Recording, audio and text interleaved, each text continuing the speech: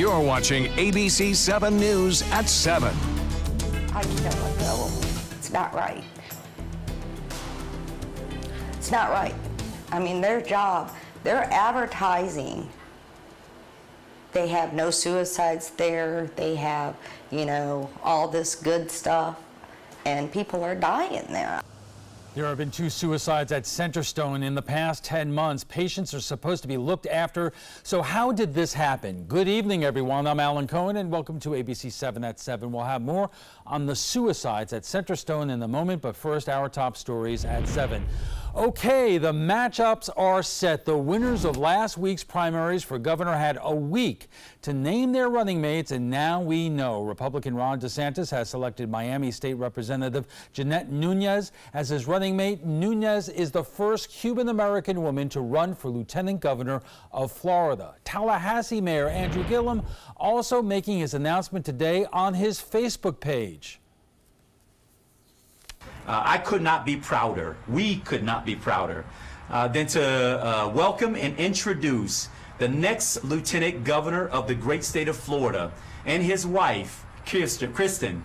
I want to welcome to join us Mr. Chris King, businessman from Orlando, a good friend, and again, the next Lieutenant Governor of the great state of Florida. Gillum is seeking to become the first Democrat-elected Florida governor since 1994. The results of the August 28th primary elections were certified this morning at the state capitol. Following the meeting of the Florida Elections Canvassing Commission, Secretary of State Ken Detzner told reporters he is confident cybersecurity in the state's voting system is where it needs to be ahead of the November election. Earlier this summer, nearly $20 million of federal money was sent to the state to help with election security. Much of it was passed along to county election supervisors for software security upgrades and improving the safety of buildings in which election equipment is stored or used. We take election security very seriously at the Department of State, and so do the supervisors. We have invested millions of dollars and many hours of time in consultation with the Department of Homeland Security, the FBI, the Agency for State Technology, FDLE, to make sure that our elections are safe and secure. We had a very good election.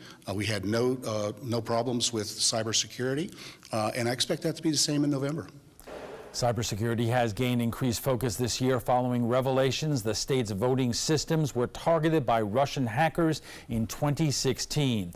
The fate of a Braden High School football star fighting to play after the alleged district violations has been decided. Representatives of Braden River High School appearing in front of the Florida High School Athletic Commission Association appealing to the Board of Manatee County to try to get senior Knowledge McDaniel back on the team. The board ruled 3-1 to allow him to participate in only non-district games, of which there are only 3 remaining, but he will not be allowed to play in the postseason or District 11 games. The Florida High School Athletic Association has rules, and those rules are supposed to be followed. We all have to play by those rules, and when we don't play by those rules, those are the consequences for doing that. The issue stems from McDaniels and his grandmother being evicted from their home. She said one of her son's friend's parents to take him in, but those parents are boosters, and that breaks the FHSAA rules, and he was removed from the team. Today's ruling can be appealed. Now let's head over to ABC7's chief meteorologist Bob Harrigan with the first alert forecast. Bob. Well, some big storms blew on through the Suncoast today, especially from just north of Englewood all the way through Anna Maria Island. Those are now off into the Gulf of Mexico. There's still a chance of some outflow boundaries to kick off 1 or 2 cells, but not much. Most areas will stay dry for the remainder of the evening and throughout the day tomorrow until around 3 o'clock in the afternoon once again, as more storms are anticipated. That rain that was over Sunshine Skyway Bridge has now moved on, so feel free to travel. No problems with any kind of heavy weather anytime soon. A few isolated cells way out there in Highlands County. Well, Florence is going to be an interesting storm to watch, not so much over the next 5 days, but after that is when it's going to get crucial, and that'll be early next week, Tuesday and Wednesday. We'll know for certain by Monday if it's going to have a huge impact on the United States, but right now the winds have really decreased. It's went from a 1 2 days ago to a 4 yesterday to a 1 today. It's being sheared apart a bit as it heads off to the northwest at around 10 to 15 miles an hour. Notice it bounces back up, though. Category 2 status conditions will become more favorable for this to strengthen as it approaches Bermuda. And that cone of uncertainty now, as opposed to just 2 days ago going east of Bermuda, is now south of Bermuda. And that puts the United States more at risk, as I mentioned, at day 6 and day 7 down the road. A lot can happen, though. There are a lot of different scenarios that can play out. High pressure expected to get a little stronger to the north of it, will push it more on a westerly course. Right now, indications are anywhere from the Carolinas northward up toward New York right now. We'll keep an eye on that for you. We'll have much more on the rest of the tropics a little bit later. The app, you want to download it right now, just go to mysuncoast.com, click on the App Store there at the top tab bar, and download that free weather app. Alan? Thanks, Bob. One of the area's top mental health facilities is under the microscope after the suicides of 2 clients. ABC7's Taylor Tarragano joins us with more. Taylor. Alan, Theodore Dougal's sister Shelley says he went to Centerstone in Bradenton voluntarily after calling the police to have him checked in on a Saturday last November. He first attempted suicide on Sunday. He tried again Monday, then again not long after. On that third attempt, he was successful. It's been almost 10 months since Theodore Teddy Dougal took his own life. It was the hardest thing I've ever, just the way it all happened, and it haunts me still today. It may be a year, but to me it feels like yesterday. Shelley Boyette says losing her brother has been the hardest thing she's ever had to go through. Holding his hand, just crying so hard, it was awful. I wouldn't wish this on nobody.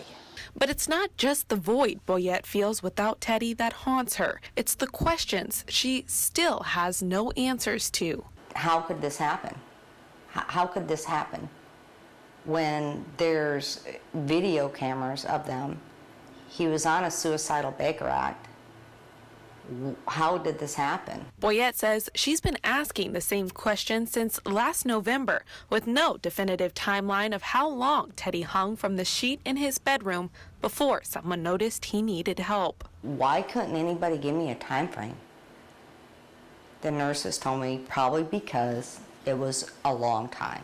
A detective assigned to the case told her there is video surveillance of Teddy, but to this day, Boyette says Centerstone has never allowed her to see it. She says she's also never been given any explanation as to why or if Teddy was checked on between 3 attempts to kill himself. I said, he cut his wrist the night before. I says, and nobody was watching him. This is the first type of case we've ever seen like this. Very unusual situation. And what makes it more unusual than other cases is this video of Mr. Dougal's death. Who was watching this video? Who was watching Mr. Dougal? No one. But there's a video showing his attempted his death first by hanging himself, failing, and then doing it again. So this type of evidence is just nothing that ever comes along in a case like this. Kennedy Legler says that's why his firm doesn't have its hands on this video. But when they file the lawsuit, he says Centerstone will have no choice but to release it. It's the invaluable evidence giving Legler 100% confidence in winning this case. 100%. Extremely confident. I don't think there's a case like this around with this type of evidence.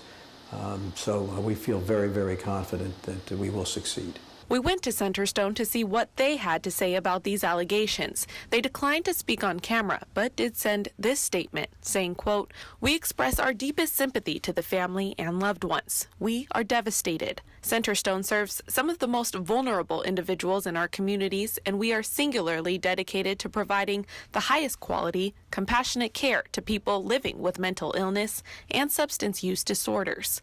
Because this matter is currently in litigation, our attorneys have advised us not to comment further at this time." Dr. Eddie Renier is a clinical psychologist in Sarasota who diagnoses and treats mental disorders. He says this is a much bigger, more widespread issue. What's going on in these hospitals? Many of them are underfunded. Because they're underfunded, they're not adequately staffed. Many of them don't have real professionals working directly with the patients, or they have an inadequate number of staff working with the patients. So when you have those kind of terrible needs, you open yourself up to having troubles. where people can kill themselves and you not know about it for hours later. This is why Dr. Renier wasn't surprised to hear Teddy's story. You know what the surprise is? It's not happening more frequently. Because our hospital's in such disarray from neglect, years and years of neglect, that I frequently have to make a decision. Is it better to treat that person in a hospital, or is it better to keep them home and bring the resources to them there? His solution, more funding. We have the technology, we have the skills, we have the knowledge to really make a difference in mental health. And but if we don't have the money to put those things into play, then of course you have people committing suicide. And Alan, it's happened again. Another man named Dwayne Riddick committed suicide at Centerstone in April. We spoke to the attorneys of his family as well. They're suing Centerstone for wrongful death after the 49-year-old took his own life in the facility's care. Mindy Miller represents Riddick's family. She says first and foremost, this lawsuit is to evoke change. Since the lawsuit was filed, Miller says several more families have come forward with their own stories of tragedy at Centerstone. Through the attorney's investigation, they say they are certain that Centerstone staff did not follow their own protocols. We have the investigation that confirms that though my client was supposed to be observed every 15 minutes, he was not watched by any staff member for over 9 hours. We know that he received medication at 9:36 p.m. and then he was not looked at by anyone until the next day at 7:30 in the morning when he was found dead. Miller says Centerstone also failed to make a safe room for Riddick. Staff left the sheets on the bed, movable furniture, and other items that he used to commit suicide. In this case, there is also a video that shows no staff person looked in on Riddick for more than 9 hours. Taylor, thank you. Coming up next, the trapezoid.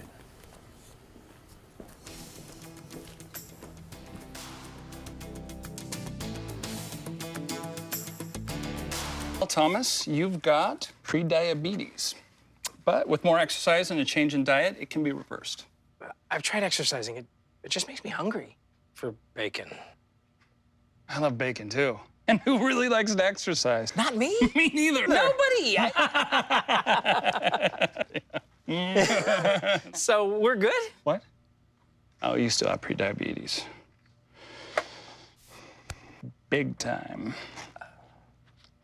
If you think it's hot outside, just wait until you see even hotter savings inside.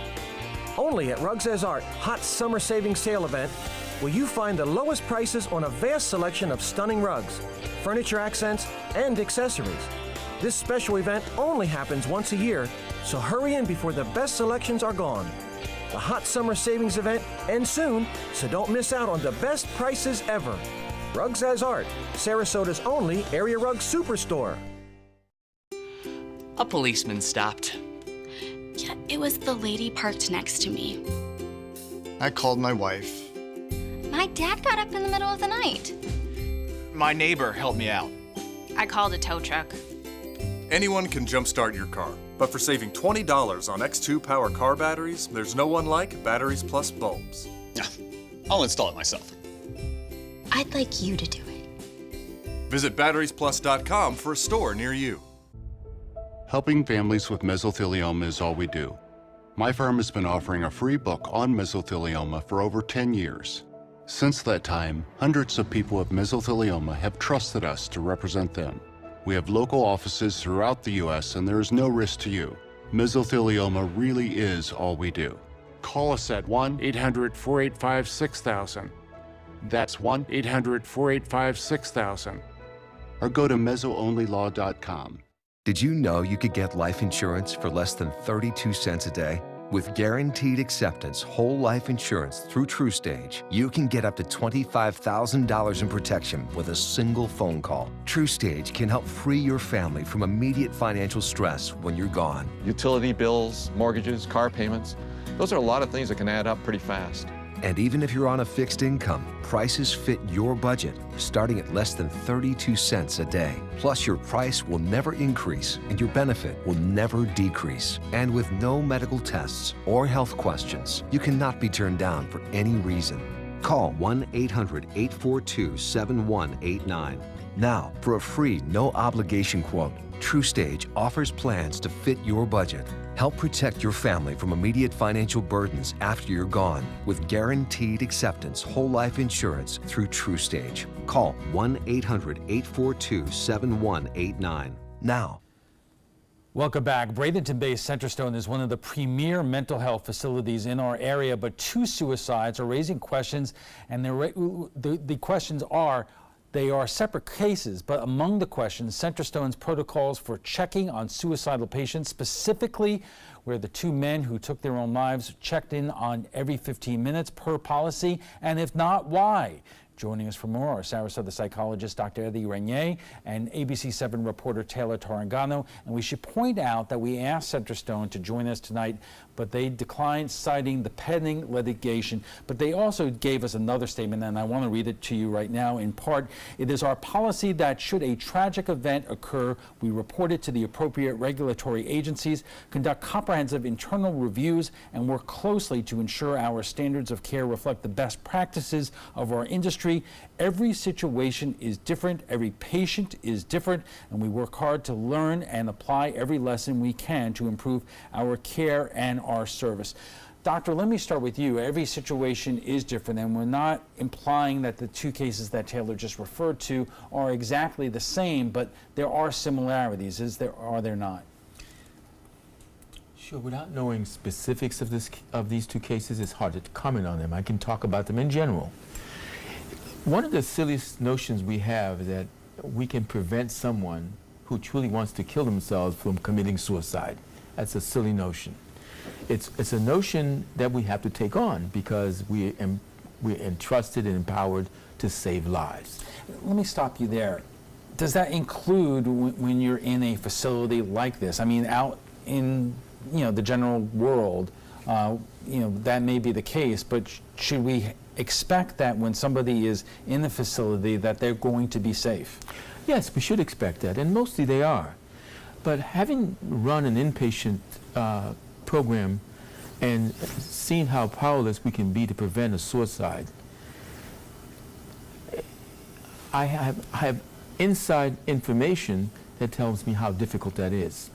That even when someone who's being watched 24 hours, even a few minutes between shift change, if they truly want to commit suicide, they can use that brief few moments to do so. However, the level of care in an inpatient setting, given lethality of a patient, should be at a higher level. Taylor, again, these are 2 separate cases, but where do they stand right now in terms of the cases being filed in court? Well, the first, Teddy's family, Theodore Dougal, was the suicide that happened back in November. That family is going medical malpractice route, so they're waiting to file. They haven't filed just yet. But we know that the case in April with Dwayne Riddick, his attorneys have officially filed their lawsuit for wrongful death. And as Centerstone just told us that there are a lot of regulatory issues involving here and that they are giving their information over, do we know where that stands? Not that I know of. I know, though, that I am in constant communication with Shelley Boyette, the sister of Teddy, and she says she's still, to this day, it's been almost 10 months. Next week it'll be 10 months and no answers. Okay. You have to stand by for 1 second. Our conversation about suicides at Centerstone continues right after we get the check on the First Alert forecast with Chief Meteorologist Bob Harrigan. Bob. Real quickly, Alan, we're watching the radar loop. This was some heavy weather earlier that has pushed offshore. Just a few spotty showers possible through this evening. We'll get to the tropics. That's where the story is right now. This is Florence. Yesterday was a 430-mile-an-hour winds. Today, just barely hanging on to hurricane status as it's getting sheared apart, but we are starting to notice a big pop of storms just to the southwest of the center of the system, indicating that that shear may be lessening down the road. 80-mile-an-hour winds now. It's moving to the northwest at 10. Expected to turn more westerly in time. And look at that forecast path. Now south of Bermuda mainly in 5 days. This is a Tuesday with 120-mile-an-hour winds. Back to major category status 3 hurricane there. It will generate some large waves along the east coast beginning Monday.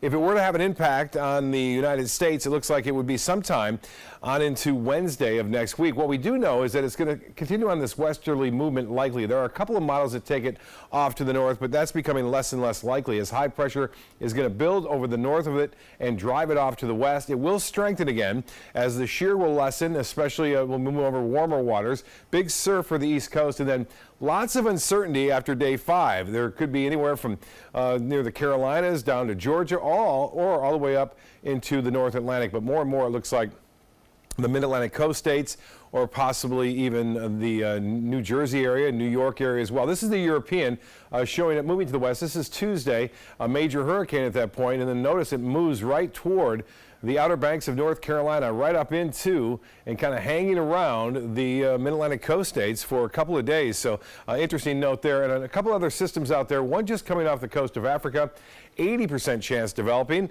and this one has a 90% chance developing. This one is going to be more than likely Helene, and that's going to stay on a more westerly course and head into the Caribbean after about 5 or 6 days. So next week it's going to be very busy. We'll know a lot more, obviously, what kind of impacts the U.S. may feel from those storms. East winds turn to the northwest at 5 to 10 knots tomorrow for boaters. Seas running less than 2 feet. 7-day forecast active tomorrow afternoon, on Saturday afternoon, then it quiets down on Sunday and Monday. We'll be watching next week with those tropical systems. Alan will be right back after this. Hi, I'm Chef Bob. Watch Aprons in the Kitchen every Wednesday morning on ABC7, where we'll be serving up the most awesome dishes. Then stop by your neighborhood Publix, pick up the recipe card and all the ingredients. How do you open tough jar lids? Do you try this one? Or this one? Or how about this one? Honey? This is the future. Shouldn't there be a robot for this by now? There is. Introducing RoboTwist, the robotic jar opener that easily twists off even the toughest lids. Just set it down, press the button, and watch it work. First, the RoboStrong vise locks down tight. Then the powerful twisting action unscrews the lid. RoboTwist is yours for the special introductory price of just $19.99. That's right, the robotic jar opener that easily twists off even the toughest lids, all for just $19.99. Whether the jar is big or small, RoboTwist can open them all. Supplies are limited, so don't delay. Here's how to get yours today. Call 1-800-347-1073. That's 1-800-347-1073. Or order online at buyrobotwist.com. Designers do it with style. Tell me what's going on here. Why, you don't like my hair? The Mark and Mandy Show. In-depth design ideas. What is up with the tuck tape here? Let's cover it up. Amazing beauty and fashion tips. So Halle Berry has amazing skin. Her secret is coffee grounds. No. Delicious recipes. Today, I'm going to show you a special dish that is sure to please that special someone in your life. Watch the Mark and Mandy Show right here on your favorite channel.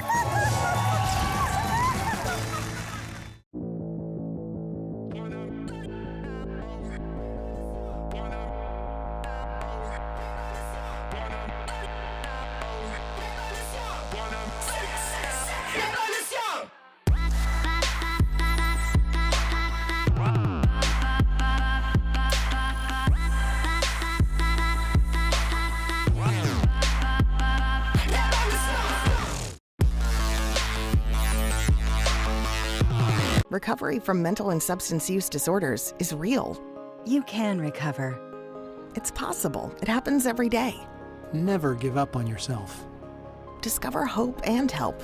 I thought I was too far gone. I wasn't. Join the Voices for Recovery. The world is a beautiful place again. For 24-hour free and confidential information and treatment referral for mental and substance use disorders for you or someone you know, call 1-800-662-HELP.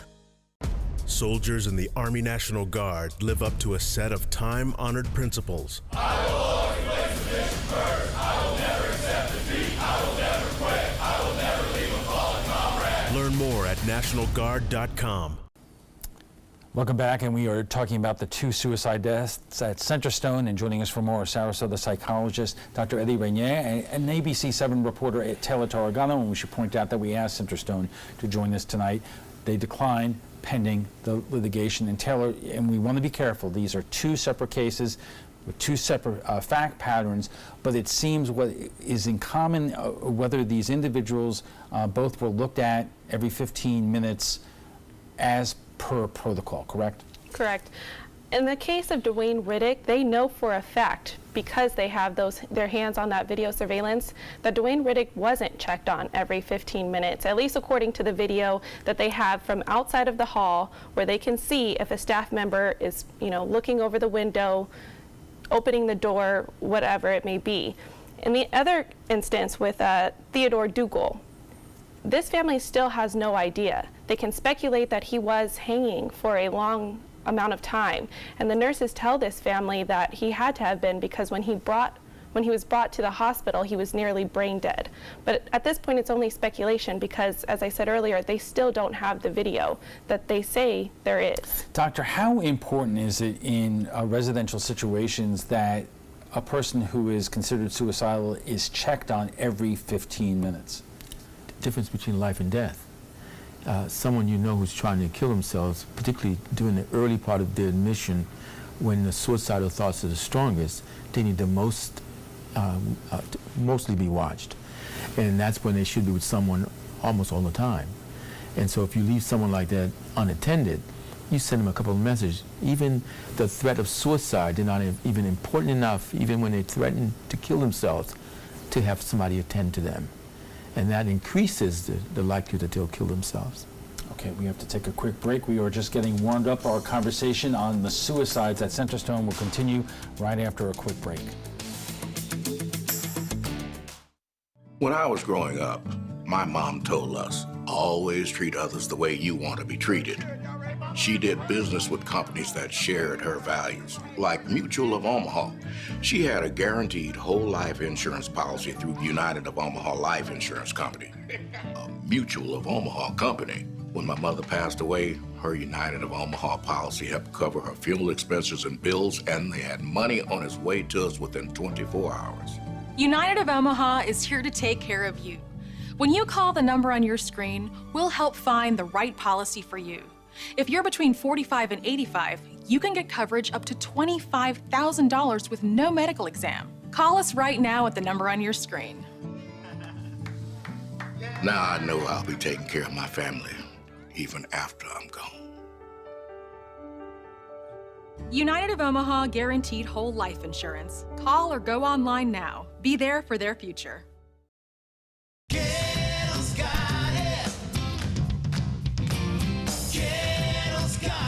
Gettle's got what you're looking for at Gettle.com. 17 new car brands, over 1,000 used vehicles, prices and payments you can afford, credit help if you need it, and they pay cash for your old car. Plus, Gettle Pre-Owned Certified Plus means buying with peace of mind. Need service? Gettle's got that too. Gettle's got it. Visit Gettle.com. The body, it is a work of art and a powerful ally in the fight against cancer. A new approach called immunotherapy works by helping our immune system correctly identify and eradicate many types of cancer cells. Speak with your doctor and visit su2c.org/immunotherapy to learn more. Your body might just be your greatest hope.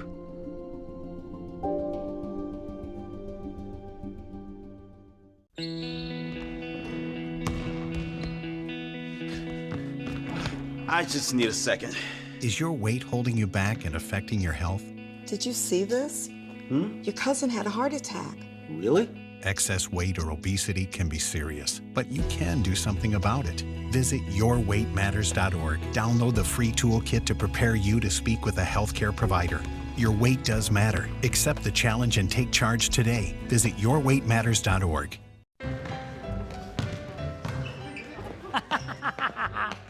Oh, look! A bouquet of lump-livered drolls. We went to a real school to show that bullying should be history. You monkey-elbowed pockmarks.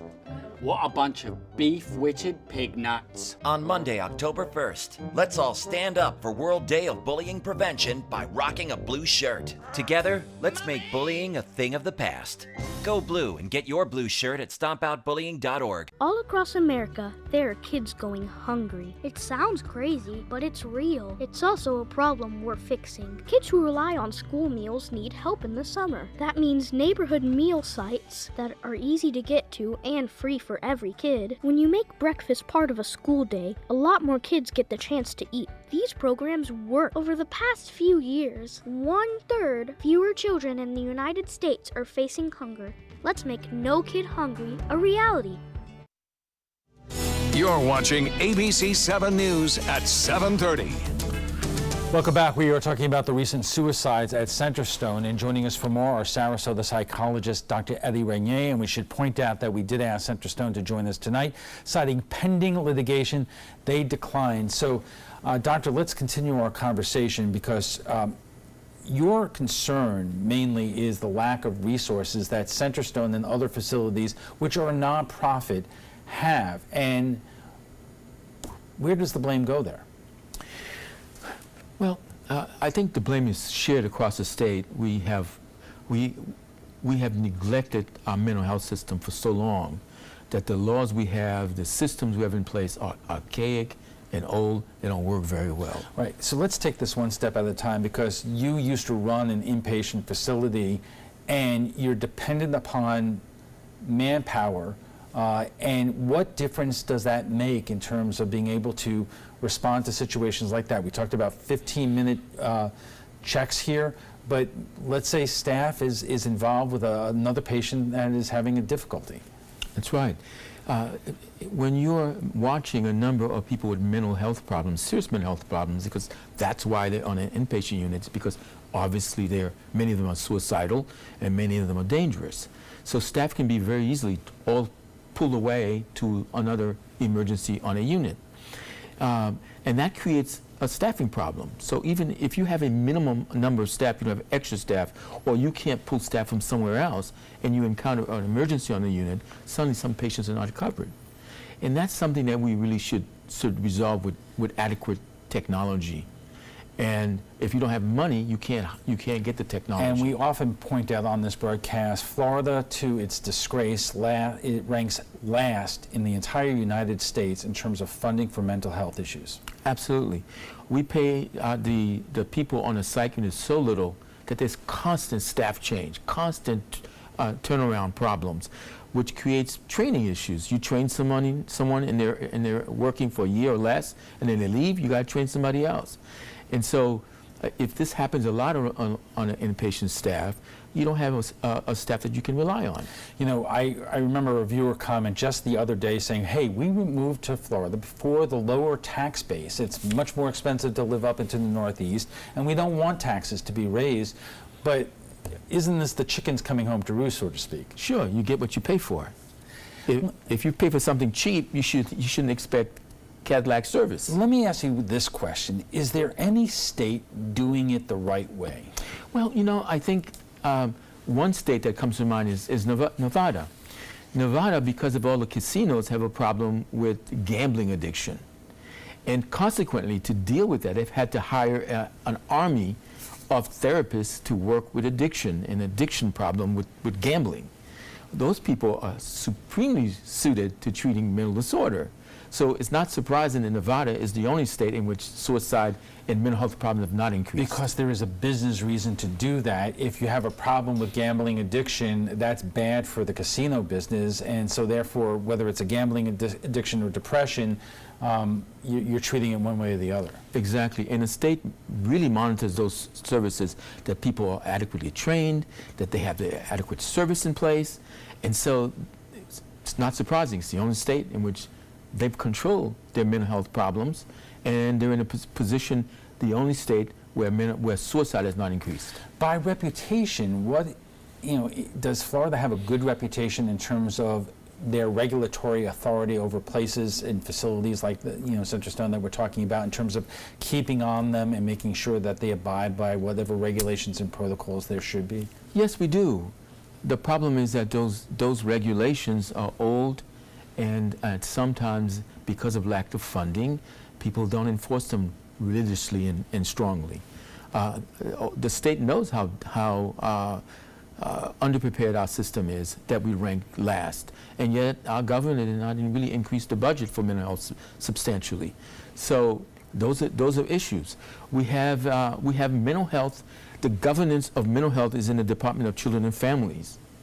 It's not even in a place where it received lion's share of attention. Right, we have to leave it there. Thank you for joining us tonight. But before we go, we want to share with you what some of our viewers had to say about last night's show on the phrase, "In God We Trust," being put in every Florida public school. A new state law mandates the words "In God We Trust" be posted in every Florida public school. Suncoast schools have already complied with the mandate. "In God We Trust" is on the back of every bill in our wallets. It's also on both the Florida state flag and seal. So what do you think of it being displayed in every entrance of every public school in Florida? Vanessa says, if it is a phrase standing alone, then no, I am not okay with it. Most schools are funded by the government, local at least. There is supposed to be separation between church and state.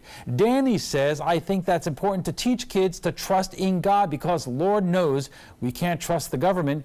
And Carrie says, no, it is a huge waste of money. How about giving the teachers that money or spending it on supplies that our children don't have in their classroom? This is appalling. Shirley says, agree, and should start saying the Pledge of Allegiance. And if you don't agree, get out of the schoolroom.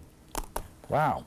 If you'd like to join the conversation, Dr. Renier loves that. If you'd like to join the conversation on tonight's topic, just visit our Facebook page at facebook.com/mysuncoast. We want to thank our guests for being here tonight, Sarasota psychologist Dr. Eddie Renier and ABC7 reporter Taylor Tarragano. When we return, USF Sarasota Manatee economics instructor Michael Snipes is back from his trip to Iceland. How is their economy similar to ours?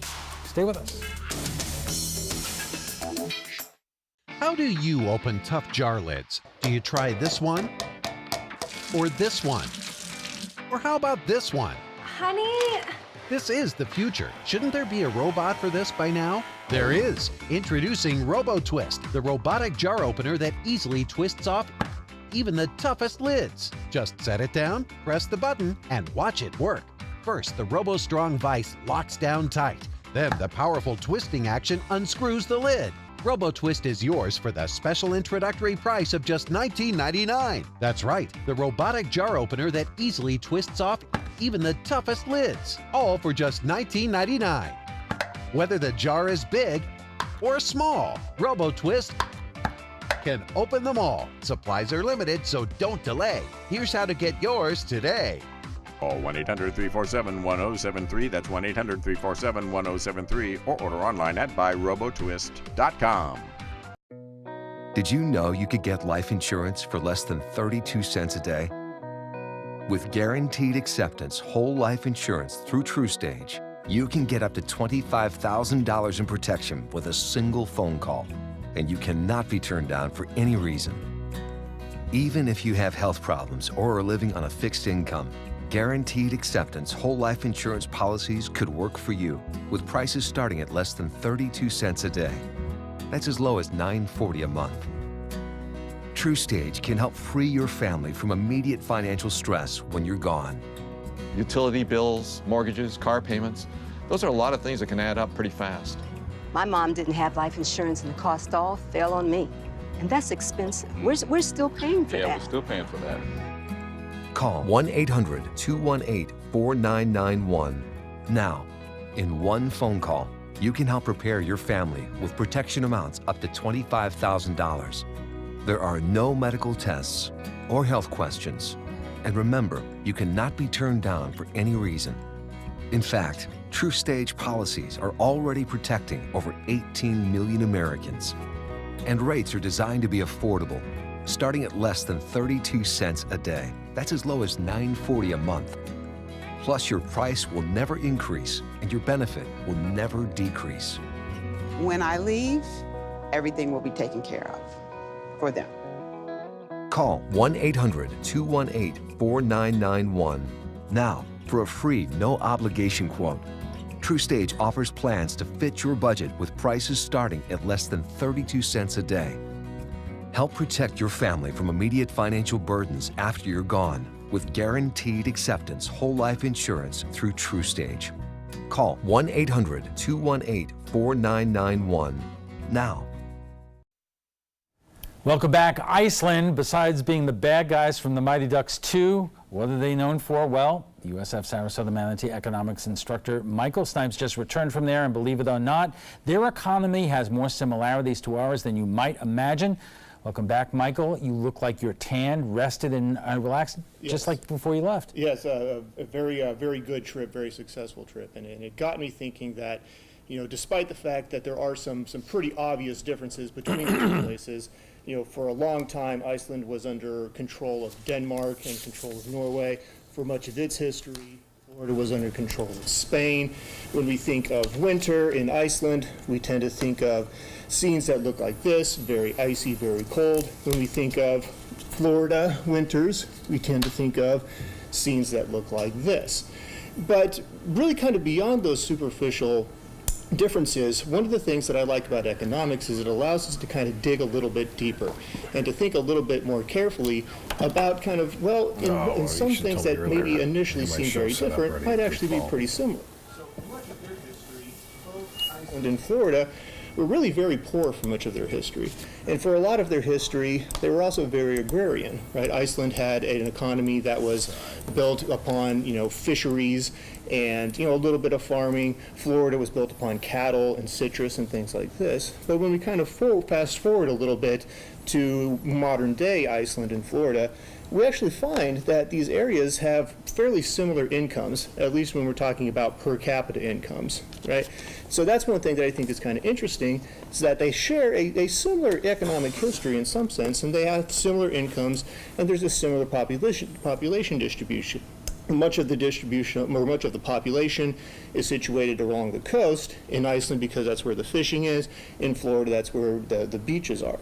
But when we kind of look at more modern day Iceland, more modern day Florida, kind of the primary thing that makes these two economies very similar is the effect of tourism. So tourism in Florida, that's the big dog. That's the thing that really drives the economy. And that's very similar to what we're seeing in Iceland. So Iceland, over the past 10 years or so, has been experiencing an enormous boom in their tourism industry. And living in Florida, we know that tourism really drives the economy here as well. But more specifically, it's a specific type of tourism.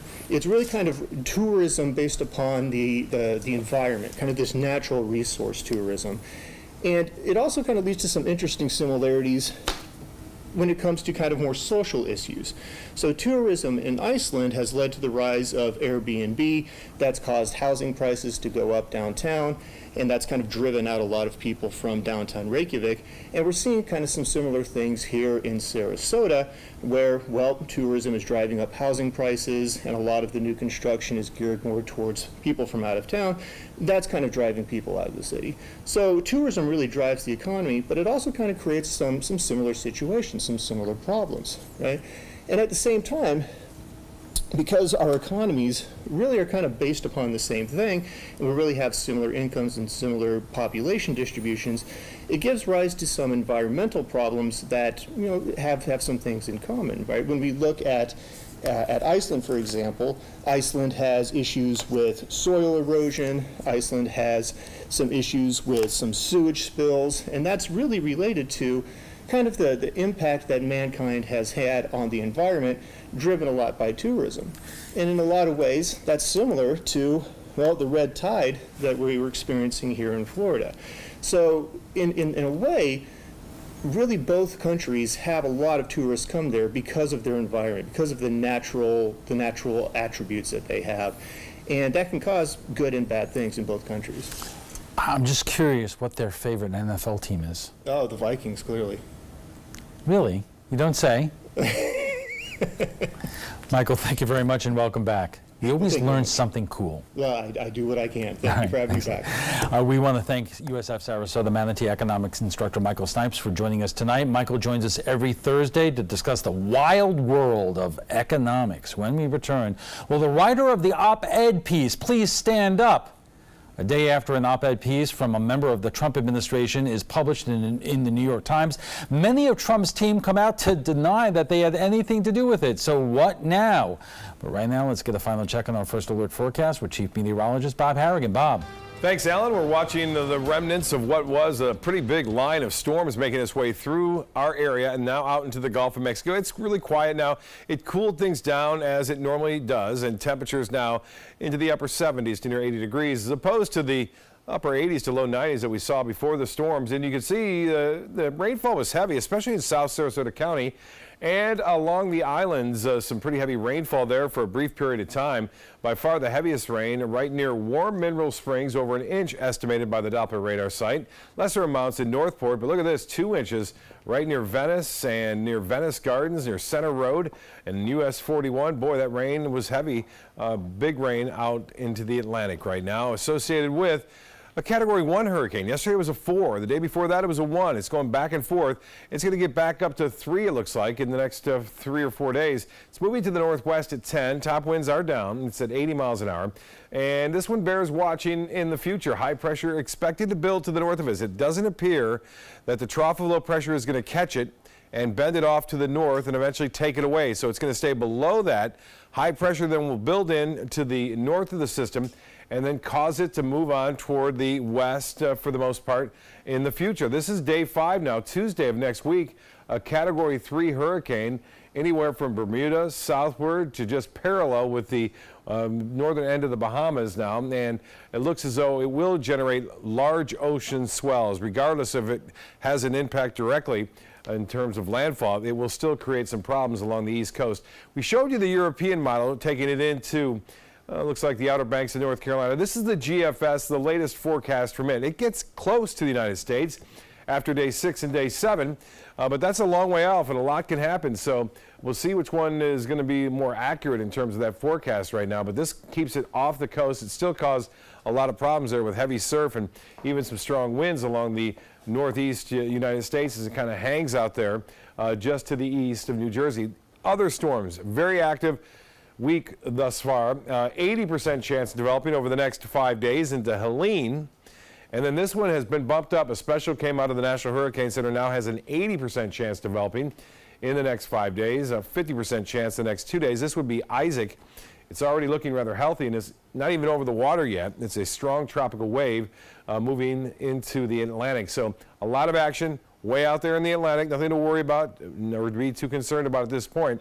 Just know that we are entering the peak of hurricane season and you should have your plan ready to go if need be. And the forecast for Helene, the first storm I showed you, looks to be off to the west in 5 days, somewhere near the Leeward Islands in the Caribbean. There are some models that take it off to the northwest, but those are starting to be less and less, as it looks like a more of a westerly course with that system. And this is the European model forecast of if it were to become Helene, heading off toward the islands as well, and eventually into the central Caribbean as a hurricane or possibly tropical storm. But as I mentioned, these models can go all over the place after day 5.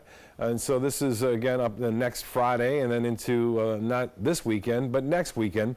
And if high pressure stays to the north, then Florida would have no problem with that storm at all. So we'll keep a watch on for you. The high today was 91 degrees, 75 the low, and the average high of 89. Temperatures have cooled now after highs today were right around 90 degrees. It's into the mid 70s now, 76 into the Sarasota Bradenton Airport, 80 in downtown Sarasota, 85 the Gulf water temperature. And temperatures all now bouncing back up a little bit after the heavier rain that was around earlier.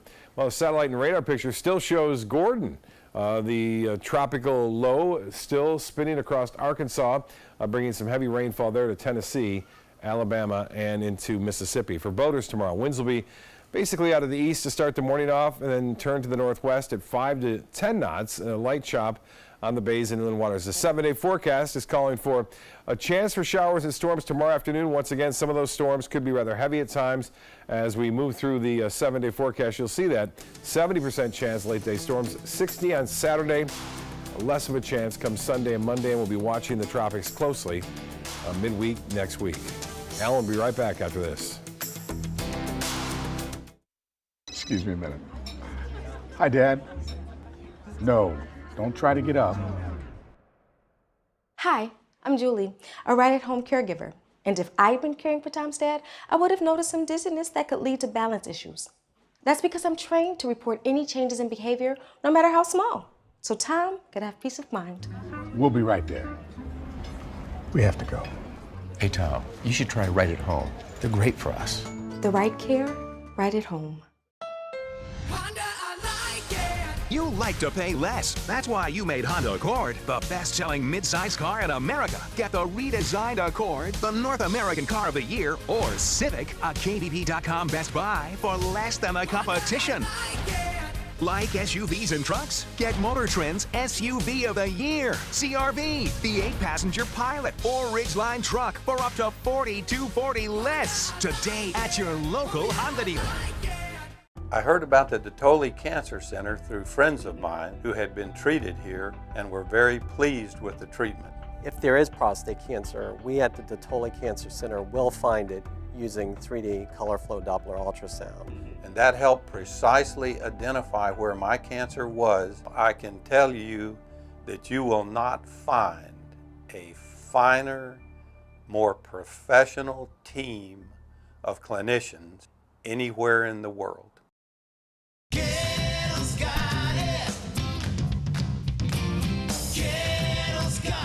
Gettle's got what you're looking for at Gettle.com. 17 new car brands, over 1,000 used vehicles, prices and payments you can afford. Credit help if you need it, and they pay cash for your old car. Plus, Gettle Pre-Owned Certified Plus means buying with peace of mind. Need service? Gettle's got that too. Gettle's got it. Visit Gettle.com.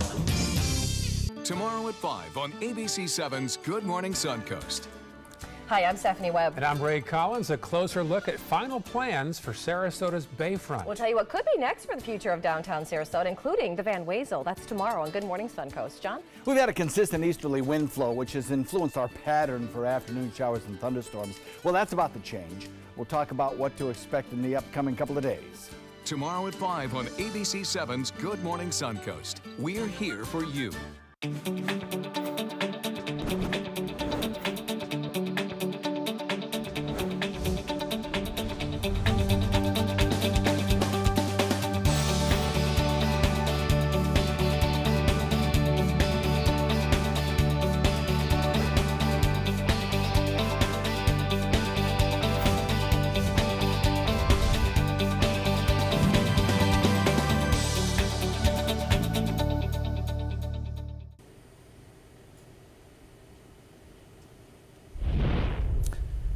Checking primetime headlines, top administration officials are speaking out, declaring they are not the alleged anonymous administration official responsible for writing the scathing New York Times op-ed piece about President Trump.